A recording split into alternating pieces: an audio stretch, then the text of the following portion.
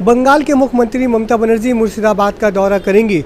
उन्होंने कहा है कि जो 3 लोगों की मुर्शिदाबाद हिंसा में मौत हुई है उन्हें सरकार की तरफ से 10 लाख मुआवजा दिया जाएगा। इसके साथ ही बंगला स्कीम के तहत सरकार उन्हें घर बनाकर देगी और जिनके दुकानों को नुकसान पहुंचाया गया है उनके बारे में सरकार सोच रही है।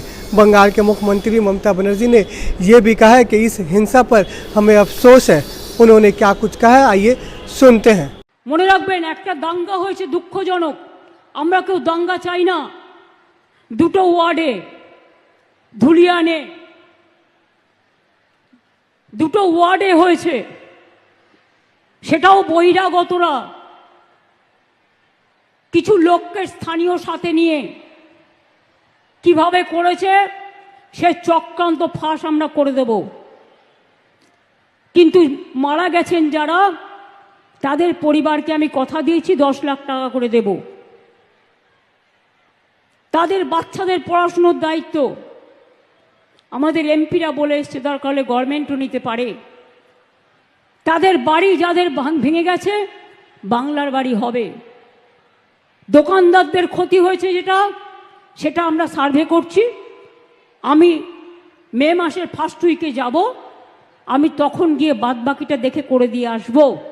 এইটুকু ভরসা আপনারা করতে পারেন, এইটুকু আপনারা নিশ্চিন্ত থাকতে পারেন। বাংলায় কয়েকটা লোক আছে আপনারা জানেন, টিচারদের চাকরি খাওয়ার জন্য, গভর্নমেন্ট সার্ভিস খাওয়ার জন্য, যে কোনো ব্যাপারে কথায় কথায় জনগণের কাজ করে না, ওদের ভোট চাই না। ওরা কোর্টে গিয়ে শুধু পিল খায় আর পিল করে। পিআইএল করে করে বাংলার সর্বনাশ করছে।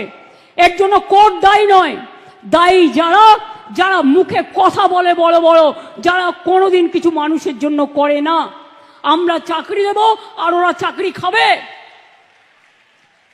আমি পরিষ্কার বলছি, শিক্ষক শিক্ষিকারা যারা বসে আছেন গতকাল থেকে, কেন বসে আছেন এই গরমের মধ্যে কষ্ট করে? আপনারা স্কুলে যান।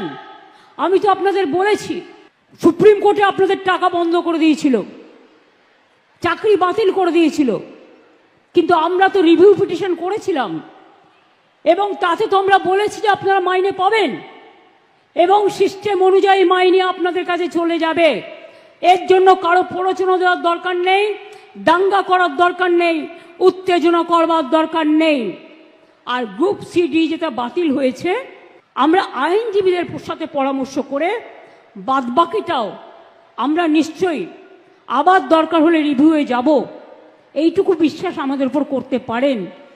যারা আপনাদের চাকরি খেয়েছে তাদের উপর ভরসা করবেন না, যারা চাকরি ফিরিয়ে দিয়েছে তাদের উপর ভরসা করুন, আর যারা আগামী দিনও ফিরিয়ে দিতে পারে তাদের উপর ভরসা করুন। আইন আমাদের মানতে হয়, আইন মেনে চলতে হয়। আবার আইনে মনে রাখবেন, আইনও যেমন আছে, আইন আবার পথও খুলে দেয়। সুতরাং আপনাদের চিন্তা করার কোনো কারণ নেই। আমি তো নিশ্চয়ই চাইব না আমার রাজ্যে বেকার বাড়ুক। এরা কারা আমি জিজ্ঞেস করতে চাই। একবার ভাবতে লজ্জা করছে না যে মানুষের চাকরিগুলো করার আগে তার একটা পরিবার আছে, তার সন্তান আছে, সে বাড়ি করেছে, ব্যাংকের লোন নিয়ে কি করে শোধ করবে? একবার চিন্তা করে দেখবেন না? রাজনীতি করতে গেলে শুধু দানবিক মুখ, মানবিক মুখটা কোথায় যাবে? মানবিক মুখের আজকে সবচেয়ে বেশি প্রয়োজন। আর শিক্ষক শিক্ষিকারা আমি বলি, আপনারা নিশ্চিন্তে স্কুলে গিয়ে ক্লাস করুন, আপনাদের মাইনে নিয়ে ভাবতে হবে না। আইনের মধ্যে থেকেই রাজ্য সরকার আপনাদের কাজ করে দেবে। আপনি এ না বি এটা কোর্ট ঠিক করবে, আমরা নই। কিন্তু আপনাদের মনে রাখতে হবে, যে যেখানে চাকরি করছেন চাকরিতে ফিরে যান। টাকা কিন্তু ওই যারা আপনাদের ওস্কাচ্ছে তারা দেবে না, মাইনে কিন্তু গভর্নমেন্ট দেবে।